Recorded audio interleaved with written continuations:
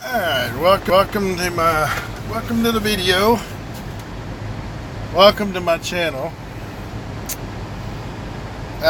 Went today to pick up this beautiful truck. And it's got a couple little scrapes and scratches on it that I need to take care of.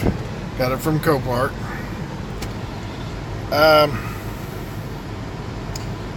Loaded it up on the truck at the lot. Loaded up beautiful, no problem at all. Chained it down, winched it down tight to where it'd stay, and took off. It's 160 miles up I-16 to the Copart yard from Macon.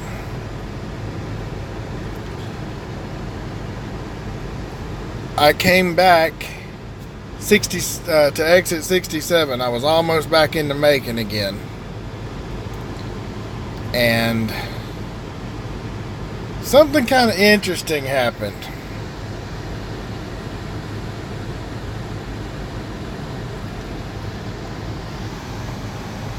See that little fellow over there working his butt off? Okay, you see the wheel behind him on this side? Right back behind his back. That wheel's fine. The one in the front there needs a bearing cap on it, and it's fine. Just needs some grease packed in it and a new bearing cap put back on.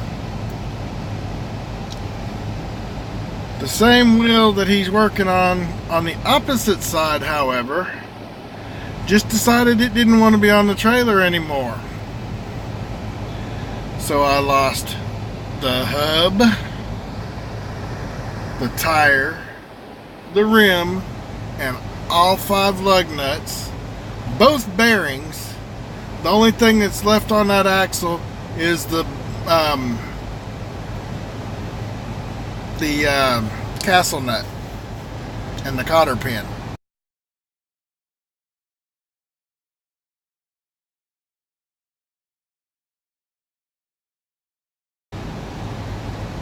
Everything else just blew right off the trailer. Now I had this truck on that trailer, pulling it with my truck. It was rolling along beautifully. Now that back tire that he's got off right now has a slow leak in it.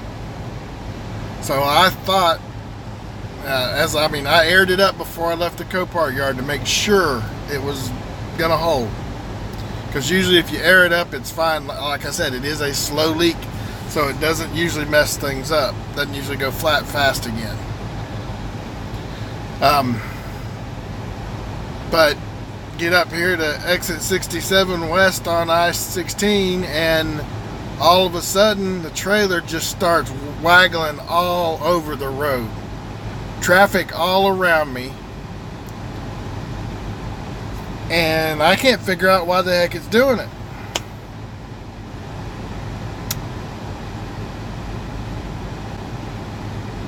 Come to find out, the wheel just decided to vacate the premises.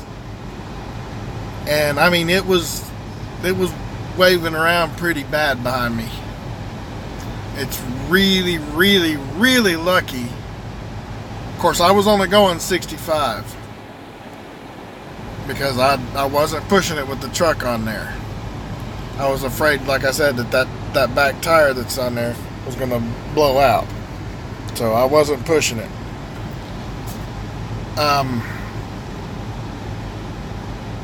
But yeah, it threw me all over the doggone road. And I got out expecting to see that back tire shredded and nowhere to go get another tire for it. And that tire's fine. That's not the culprit at all. Brought it here. Basically, I limped up the exit. I went on Google Maps and saw this shop. It's M&S M&S Repairs, I think is what they call it. And right at the top of the ramp, take a left, and there's a road immediately to the left, but we had to come down the road a little bit to get into the entrance to this place. Of course, it's podunk and country as cornbread.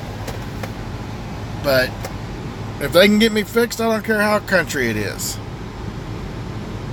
They can get me fixed and do a good job doing it, I don't care. Of course, he said that it's going to be $260 for the axle, $29, and he's going to get me 2 tires, which is fine. One for a spare and one for to replace the one that's gone.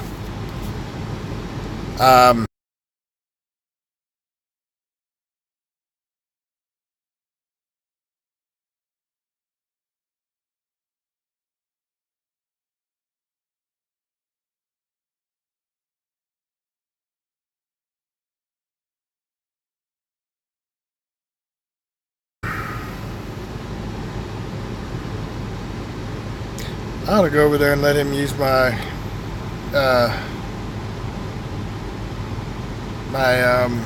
impact. Oh, there's the guy back now with my axle and wheels. But I'm sitting here panicking out on the interstate because I had no clue who I was going to call or talk to about this. And only a couple people answered me when I messaged them. And they were all, I don't know what to do, I don't know what to tell you, I don't know how to help. Which, it's neither here nor there. I mean, it's one of those things that if you don't know, you don't know. I mean, I'm not holding it against them, but I was asking everybody. And then I just happened to go on Google Maps and found this. Oh, that's not the old man. That's somebody else. Anyway, I think what I'm going to do is go over there and let him use my Earthquake XT. See if it'll go any faster for him.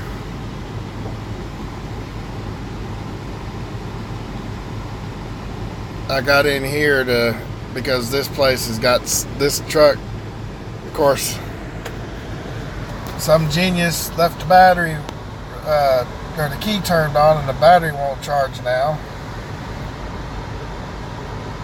It's closed, but it's still not charged. I've been running it for about, I'd say about an hour and a half, something like that. But anyway, it's $260 for a new axle, $29 a piece for the 2 wheels. $75 an hour for labor, which I guess is, I mean, it sounds kind of reasonable. And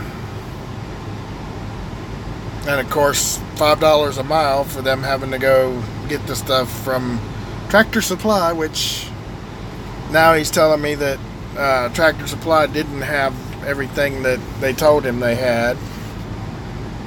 So it never ends. It really don't. But anyway, because of that, I'm sitting here using up whoever's last quarter of a tank of gas, staying cool for once. I rarely ever get to do that. Because even in my truck, the AC don't work. I'm not sure why. It's either the blend door or this control panel here. That's the only 2 things it can be. Everything else works just like it should. It'll work for like 30 minutes and then it's gone. There's no more. It just blows hot air. So I'm thinking it's the blend door, which means that you're gonna have to get down into the air box and do some surgery. And I'm probably not gonna like it, but if I want to have air conditioner, that's what's gonna have to happen. But anyway, yeah, that was my harrowing event for the day. Having that thing waggle all over. I mean, I literally almost got sideways. Like the lane goes this way and my truck's sitting just about like it is. Of course, it was at a little bit more of an angle, but if the lane's going this way and I'm sitting that way, that's a major problem. And that's kind of what happened. I mean, not that extreme, but pretty doggone close. It was waggling all over the place, and the only thing I could do to get it to stop was slam on the brakes and try to keep a handle on it because it was whipping the front of my truck around too, and just eased it over to the side of the road. And of course, I was concentrating on my driving and not paying attention to any tire that might have gone skipping across the median.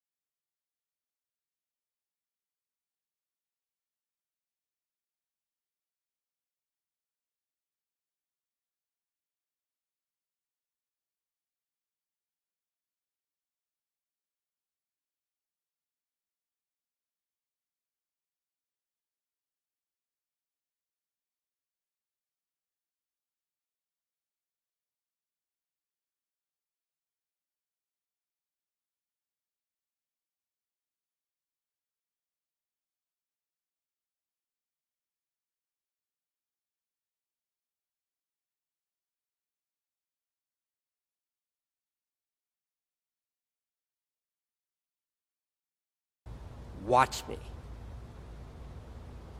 Thank you.